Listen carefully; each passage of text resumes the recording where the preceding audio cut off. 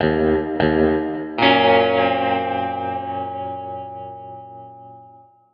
conducive to discussing on the show. But yeah, that's off to a good start here. But I'm glad to have you back on the show here because we got a lot of Tigers to talk about. It's an interesting season so far. And I was listening to the Motor City Metrics podcast that Yooper is on, and he's John Erkkila, by the way, for people that are unfamiliar, if you want his real name, but we'll probably call him Yooper the rest of the interview. I was listening on the week that you were moving, and it was funny to hear how down people were, but that reflected where the fan base was at that time. But now we're back up. I try to kind of go through the middle. I try not to ride the waves as much. I try to cut through the middle and have more of a long-term view because it was just so depressing for a team that was in the lead by like 5 to 7 games at the time. Yeah, it really was. And that's just kind of how the sport is conducive to some ugly stretches, right? In a 162-game season, you're going to get times of the year where it just doesn't work. And the Tigers, it didn't work for a couple weeks, right? And, you know, when they lost 11 out of 12, they earned it, okay? They weren't losing close games with bad luck. They were getting their butts kicked for a couple weeks. And it was kind of a breakdown of defense, offense, and pitching. So it was they deserved what happened to them, but they jumped out of it. And like most teams do, especially good teams, and this overall is a good team. So, you know, they had that stretch of ugliness, but now I think they're something like 13-7 in their last 20. So, you know, they've straightened it out. I think Carpenter coming back was a big help. It kind of stretched out the lineup a little bit. But defensively, they have really tightened the ship up quite a bit. And I think that's what really helped kind of turn this around some. And, you know, while Cleveland was gaining ground, people forget earlier this summer, they lost 10 in a row. Yeah. So it kind of just, it happens to teams. Oh, definitely. And I feel like people kind of forget that, even though we know that inherently it's harder to ride those waves when you're in a downswing. But I thought Andy Dirks was doing a good job the other day of trying to say this. Benetti was kind of making fun of him, but he was basically saying like, hey, the Brewers are doing great right now. The Guardians have been on a roll, but like that's going to fall. And the Tigers aren't going to be as bad as they were recently either. They've been dealing with some new folks, some injury issues. Yep. And like you said, the Carpenter thing is real.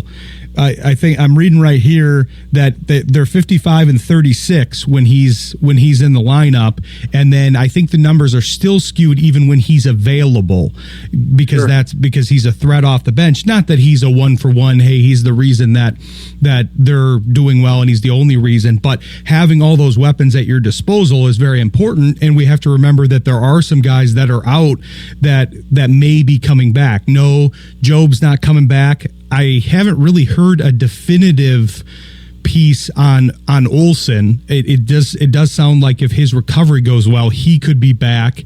You've got Cobb that's kind of lingering, and you've got all these pieces that they added at the deadline. So I feel like they're going to start stretching some guys out a little bit more, where once they get to September, October, they might be able to be in kind of the right mode for an upswing. It's going to be very interesting to see how they, you know, if they're lucky in one sense. Now that they've stretched the lead back out to 8.5 games, they should be, you know, I say that with quotation marks around, it should be okay with the division so that they can kind of prepare themselves throughout the month of September to make sure the pitching is on a roll, at least rested, going into October. And they're going to be able to see if Alex Cobb can come and claim some kind of role, even if it's as an opener a couple times a week for 2 innings or 3 innings, one time through the order, whatever they do with them. That could really help them get through the rest of the season. I'm really happy that Hannafy is back. I thought he got kind of sent down for a little bit the wrong reasons. They had a little numbers crunch, and they hung on to Luke Jackson for another week. So he had to be down for 15 days. He's actually a pretty solid little reliever. But he's back now.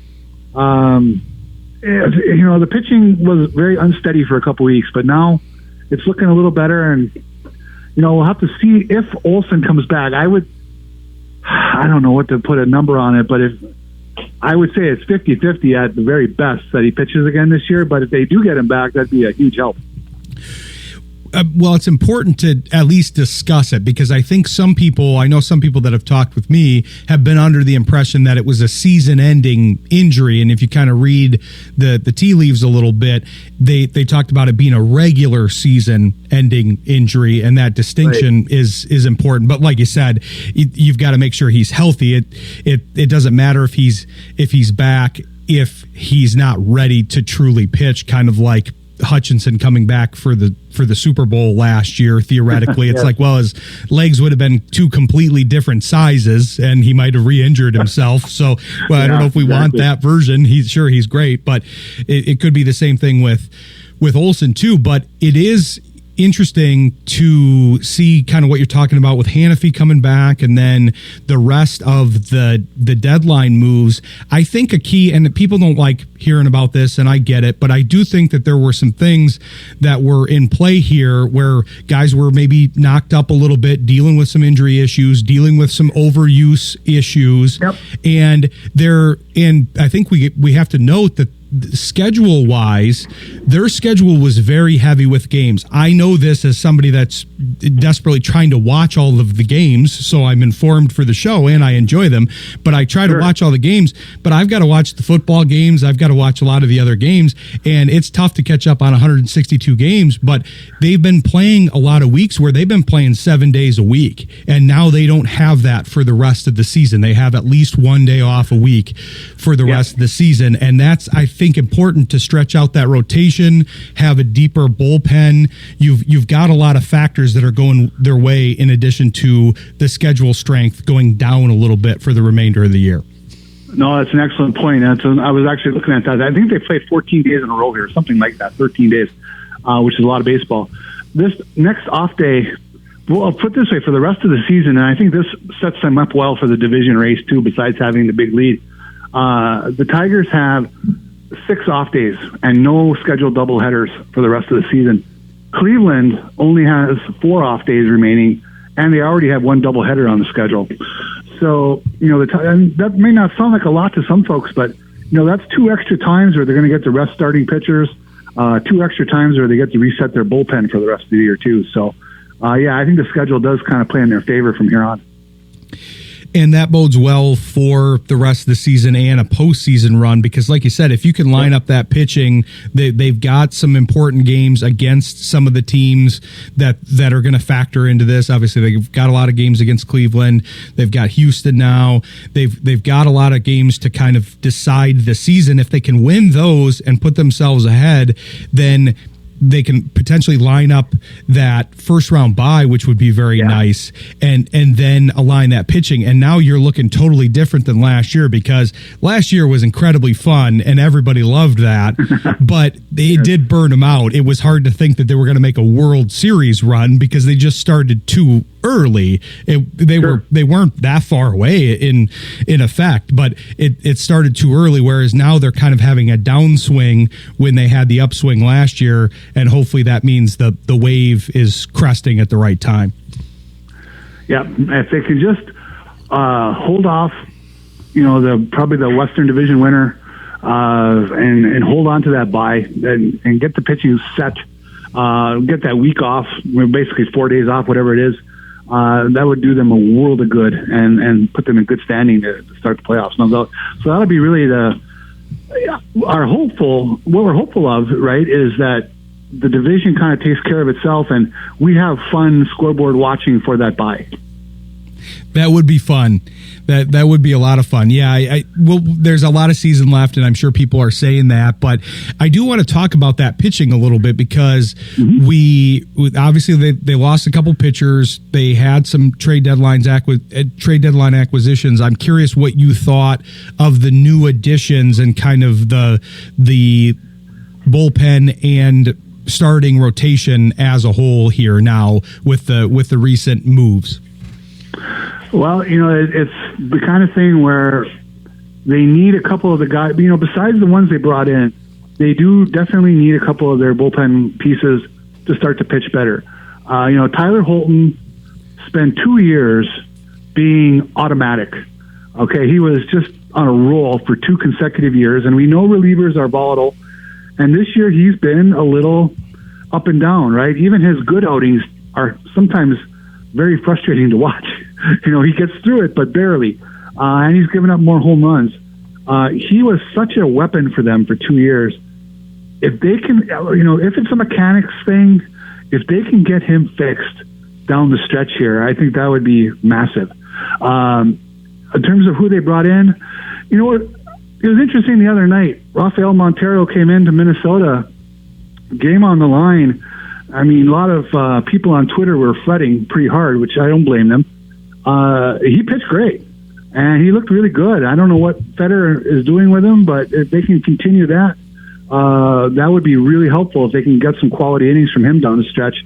The nice thing with him is he has pitched successfully in the World Series in his career. So that putting him in a game in the 9th inning at Target Field is not going to scare him. So it's just a matter of can they get him mechanically throwing some good pitches. They might have found something there. And then Finnegan so far has not given up a run. Kyle Finnegan's a proven pitcher. He's done very well. Now he has one thing I will caution fans to look for. So far in his time in Detroit, every single hard hit ball over 95 miles an hour has gone for a hit, has gone for an out. Okay. And that's not going to last forever. I mean, he's going to give up some hits. So people need to watch that. They can't expect him to be perfect, and that's a little bit of good fortune on his shoulder that those hard hit balls are finding gloves right now. I think you made a lot of good points in there. We're going to take a quick break, but I want to jump back in and discuss some of those because I think the Finnegan point is great, and then I want to talk about kind of the usage and then the Chris Federer effect. You kind of covered all of those, and so I want to break each of those down. But we're going to be right back with Yooper here. Stick with us. You're listening to Sports Intel on Jethro FM. Come back here with Yooper of the Motor City Metrics podcast. Yooper, I thought you made some great points there that are all in play. I'm going to start with the Tyler Holton thing because this has been interesting to me. I've been following it over the last few weeks here, but to me, some of this is a usage situation because, as you've said, he was very valuable. I mean, shoot, he was 15th in the MVP voting last year. Like people don't really remember that or think of that. But when I was reading some even national pundits saying, hey, Skubal's obviously going to get the Cy Young, but if there was if it was a little bit more up in the air, then Holton you might be able to make a play for him a little bit with how many situations they used him in and how effective he was. But his usage over the last 3 years, so 2023, he pitched 85 innings, 94 in 2024, and he's already got 61 this year. I think some of it is that's a lot of usage for a reliever, and like you said, that might lead to a little bit of looseness somewhere where maybe he's got a little bit of an issue. Maybe there's a little bit of an injury developing that he's trying to compensate for, or he's got a little bit of a delivery issue that he hasn't been able to fix because he's just got to be focused on getting back out there because unlike the starters, he doesn't know when he's going to get thrown out there. It could be any given day. Yeah, and they have, be good to know how many times has he warmed up but didn't get in the game, Exactly. That takes some wear and tear on the arm. Yeah, he's pitched a lot of baseball for 3 years. We know relievers are hard, by and large, to count on over extended amounts of seasons. And he was a wonderful pickup at dirt cheap prices. And to get 2 solid years out of him is amazing. And this year hasn't been a complete throwaway. He just hasn't been the strike throwing machine that he was the first 2 seasons. In his first 2 years, especially last year, you just felt a sense of calm every time he came into a game. And every at-bat, it seemed like he was ahead 0-1, 0-2 continually. This year, he's falling behind more. So I think it's his fastball. He just doesn't seem to be spotting his fastball like he used to, at least consistently. So can they get that fixed in the next 6 weeks? We're just going to have to see. Well, I think he might be listening to Todd Jones too much in the post game. I feel like maybe that's his issue because I'm getting some Jones vibes with with some of his outings, because like you said, even when he clears the inning, he always makes you nervous, and that was a Jones staple there for a few years, where it was like, okay, my blood pressure is going to be up. Don't put a cuff on me for the next couple innings here. Exactly right. Close your eyes and hope for the best with the roller coaster. Todd Jones, you bet. And that's the thing with Holton. A typical Holton inning last year was first guy grounds out to second guy hits a medium length fly ball to right field, and the third guy strikes out. Boom, you're in the dugout. There was no stress. This year there's stress. And that's part of being a fan, I guess. Definitely. And I do think they've added other people too. You talked about Montero. I think he's a good one to discuss, because I know there was a lot of negativity specifically towards him, like basically saying, well, Atlanta fans didn't even want this guy, so why would we want a guy that Sure. they're getting rid of? But I can really see the vision there between what you're saying. I thought you summed it up well, and the fact that, like, we know they need some swing and miss, and that's what he can provide if he's on. I think putting Chris Fetter on him and tweaking things. I was reading that his split finger fastball was getting better headed into the break, and I think that's part of what they were interested in, saying, hey, yeah, the splits at the beginning of the season weren't good. Kind of the same with Morton. Obviously, his splits at the beginning of the season weren't good, but you look at his recent work before the break and before they traded for him, it was looking a lot better, and it wasn't looking like the whole season arc. Montero was kind of the same way, where you could see his stuff working a little bit better, and if you can get Fetter working with them, I'm sure that Fetter and Hinch and others had input on these guys where, I mean, worst case scenario, you get rid of him. They didn't pay hardly anything for him. It's not a big risk, but man, that movement on some of his pitches, you can kind of see the vision. Yeah, there's no question. Especially the other night, he threw a couple of nasty pitches in that outing in Minnesota. I think it just kind of tells us that Scott Harris and his front office team, all the way to Fetter and Robin Lund and all those guys, I think with their scouts, they feel they see some pitches that they can help improve a little bit, certain guys' repertoire, and change the mix, emphasize one pitch a lot, and try to get a few outs by really emphasizing their best pitch and kind of pulling back on some pitches that they see are weaker in their analysis. And again, the thing is, with a deadline acquisition like this, they really only need to get 15 or 20 good innings from these guys, and that gets them through the season. So, you're not trying to fix Rafael Montero for the next 3 years, right? You need him for 6 weeks. Definitely. I think that's a good point, and it's the idea that you're spreading some of these other guys out. Holton, I think, was used a little too much.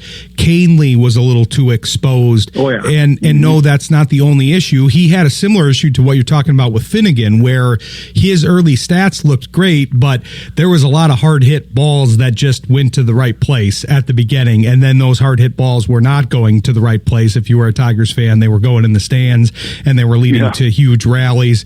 And I don't think he was as good as he began the season, and I don't think he's as bad as he was headed into the break and in his July and recent run here. So you're stretching that guy out and not using him in as many situations. Same with adding Finnegan. Vest has been great, but it's nice to have another arm at the back end of the bullpen there where you can trust it and put him in those high leverage situations and not only have Vest, because I feel like that second guy was Canely, and that's probably not the right spot for Canely, where he's the second high leverage guy in the 8th and 9th inning. But I do think it's a good point about Finnegan, because I remember seeing that the other day where it just seemed like the Tigers were winning, but the other balls were just going, I mean, they were hit so hard, but they were going right to people. There was a lot of saves there. I think Finnegan's been great, and I'm glad they got him. I thought he was right. I thought he's the right price and level for them. I know this is easier to say now, but I wasn't as big of a fan of getting Bednar because I just didn't think he was that much better than Finnegan compared to what you were going to have to give up. You were going to have to give up a lot more from the minor league system, I think, and that wouldn't have been worth it. I do think Finnegan's probably going to scuffle some, hopefully not at the wrong times, but he's looked good, and he looks like a good fit in this bullpen. He's a good pitcher. Even before they worked with him, he was a solid pitcher. The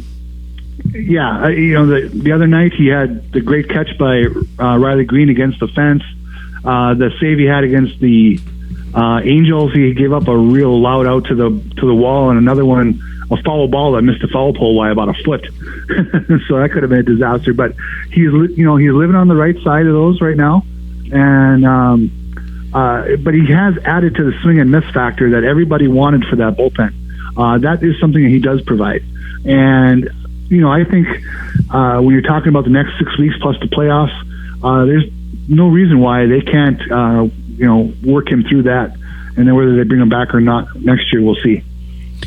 Yeah, it's just nice to give a good shot for some of these guys. Like you said, not all of them are going to make it to next year, but I think they'll help for the potential playoff run and just deepen the bullpen and hopefully the rotation too. I know Paddock has been hit and miss, but just the idea that you're putting some veterans in there with Paddock, Morton, and potentially Cobb, wherever he eventually fits in, and then moving Melton over to the bullpen, you can already see the effect there because there's a couple games that Melton has come in and he's eaten up a lot of innings, and I think even though he's used to starting, he looks pretty comfortable out of the bullpen, and he's going to be a weapon out of there. Oh, there's no question about it. It's been a lot of fun to watch him. Even his first game where he gave up the grand slam, that was an unfortunate moment, but he came back from that and ended up striking out 7 guys in a rough start. And he's been very, very good since then and getting better. But yeah, coming out of the bullpen, whether it's he's the kind of guy who could go through an order once, no problem. He's throwing 98, missing some bats. If they use him correctly, he could be quite the weapon for them down the stretch and hopefully in October. It just seems like between all of the pieces that they have, that they're going to have enough that are going to be right at the right time kind of thing. And the big piece here is between Fetter giving them advice in the season here and getting his hooks in them a little bit, and then Hinch at the helm putting people in the right spots. You got to like your chances there. I think also they're going to bring back Sawyer Gibson-Long here eventually. He looked pretty good the other day in his 2-inning outing, his first game back. Then they sent him back to the minors. I think he's just going to... It must be a numbers issue. They probably want to make sure he's pitching on a steady basis until they really need him in September. But I like Sawyer Gibson-Long. I think that, when you look at that four-seamer that he throws, and I think he dabbles with the splitter, I think he's another guy who could pitch some long relief and give them some effective innings. He may be one who's good to couple with Alex Cobb if they get him in the rotation. That would be nice. Yeah. There's a few. You've got Seawald that might be in the mix by that time too. We don't know when he's going to be able to be back. Obviously on the hitting side, you could have Parker Meadows looming. So there's some reinforcements coming potentially. So it should be a good stretch run here, and we'll try to get you back on during the stretch run. Hopefully we'll have a lot of weeks to talk about the Tigers. That's what I'm hoping for, that we get Absolutely. A lot of bonus weeks here. But tell people where they can follow you here in the meantime and all the great stuff that you guys are doing. Sure. Obviously, been on Twitter for a long time. If people want to just come there and chit-chat about the Tigers, I'm around most days. It's Yooper_MN now. Just moved to Minnesota.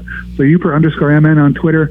And then, of course, I'm on the Motor City Metrics podcast with Chris Brown and Rogelio Castillo. We record every Thursday night.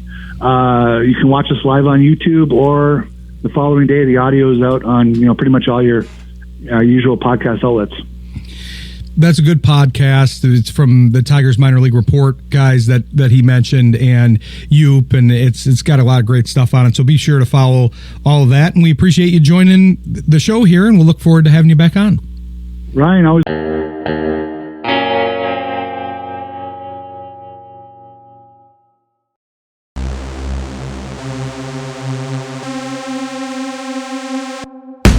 Sports Intel with Ryan Walsh is brought to you by Mary Freebed, Collectible Insurance Services, West Michigan Eye Care Associates, Eric Hall Aesthetic and General Dentistry, Calder Financial, Grand Management Group, Encore Business Group, and Rydan Investments. Sports Intel with Ryan Walsh. Stay informed and stay vigilant.